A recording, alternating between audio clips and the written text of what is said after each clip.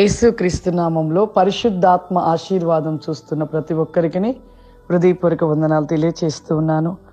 ఉదయమే మనం ప్రార్థన చేసుకునుట, పరిశుద్ధాత్మ ఆశీర్వాదం పొందుకొనుట, దినమంతా కూడా ఆశీర్వాదము మనతో ఉంటూ మన జీవితంలో ప్రతి అపాయాన్ని తప్పిస్తూ క్షేమం ఇస్తూ ఉంటుంది.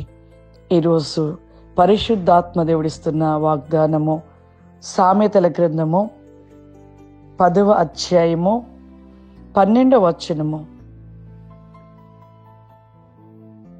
పగ కలహమునగును రేపును, ప్రేమ దోషములన్నిటినీ కప్పును.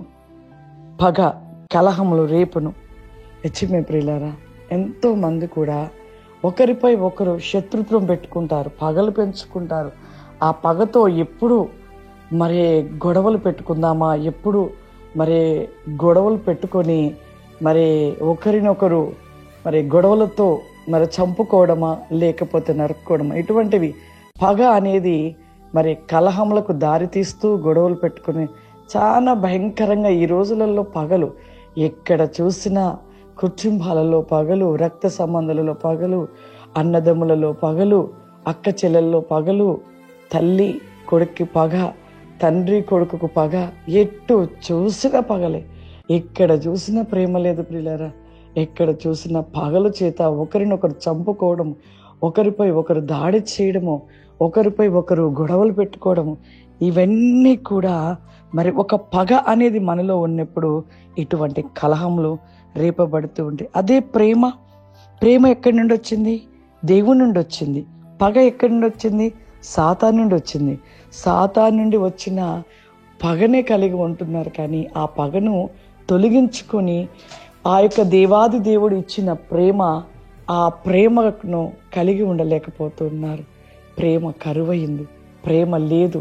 ఎక్కడ చూడండి దేవుడిని నమ్మినా కానీ, నమ్ముతున్నాం కానీ ఎవ్వరు కూడా ఆ యొక్క కరెక్ట్గా దేవునికి ఇష్టకరంగా ఆయన ప్రేమను కలిగి ఉండలేకపోతూ ఉన్నారు. ప్రియులారా, మన జీవితంలో దేవుడిని నమ్మాము, దేవునితో ఉంటున్నాము.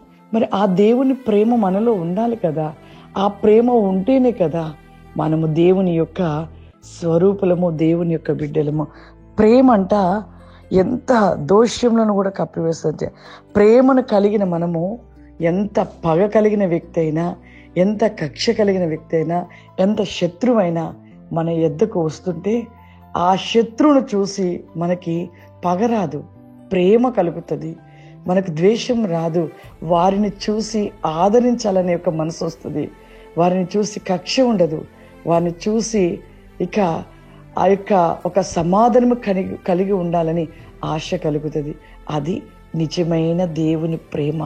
అది ఎంత దోషమైన, శాపమైన, ఏదైనాను ఎటువంటి కీడైనను, ఎటువంటిదైనను వారిలో శత్రుత్వంగా పనిచేస్తూ కీడును కలిగి ఉన్నవారైనను కానీ ప్రేమ కలిగిన వారు వారిని చూసినప్పుడు వారిని ప్రేమతో మందలించి, ప్రేమించి, వారిని సమాధానపరిచి, సమాధానంలోకి తీసుకొచ్చి, వారికి ఉంటున్న ప్రతి యొక్క ఆ చెడు ఆలోచన, స్వార్థం, అనేకమైన తలంపులు కలిగి, అసూయ, దుర్బుద్ధి ఇటువంటివి కలిగి ఉన్నను అవన్నీ కూడా వారు ఆ విధంగా ఉన్న వారిపై దాడిగా వచ్చిన, శత్రుగా వచ్చినా కానీ వారు మాత్రము క్రీస్తు నమ్మి, క్రీస్తులో ఉన్నవారు ఆ యొక్క క్రీస్తు ప్రేమను మాత్రమే చూపిస్తారు.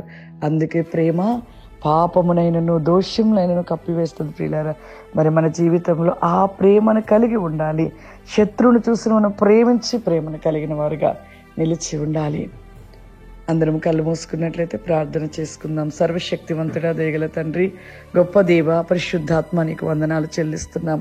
ఆత్మస్వరూపుడా, ఈ ప్రోగ్రాం చూస్తున్న ప్రతి ఒక్కరిపైన మీ ఆత్మ కుమ్మరింపుడు దయచేయండి. ఇప్పుడే మీ యొక్క అభిషేకమును కుమ్మరించండి. అగ్ని జ్వాలలు కలిగిన మంటను వారిలో కలగచేయండి. దేవా, చూస్తున్న ప్రతి ఒక్కరు కూడా ప్రభువా, చూస్తుండగానే మీ ఆత్మను పొందుకోవాలయ్యా, మీ అభిషేకమును పొందుకోవాలయ్యా. మీకు అన్య భాషల చేత ప్రార్థిస్తూ జీవిస్తూ ప్రతి నీకమైన శక్తి చేత నింపబడాలి ప్రభా. నీకు వందనాలు. ఈ లోకములో పగలు కక్షలు వ్యర్థము ప్రభా. నీ ప్రేమను కలిగి ఉండటం ప్రభా ఎంతో ఆశీర్వాదము ప్రభా, ఎంతో దీవెన ప్రభా, ఎంతో ప్రతి నీకమైన కృపాసి కామ్ది మైకో ఫావరిమా, ప్రతి నీకమైన ఆశీర్వాదము దయచేయమని యేసు నామం నడుచున్నాను తండ్రి. ఆమేన్. God bless you. దేవుడు మిమ్మల్ని దీవించును గాక. ఆమేన్.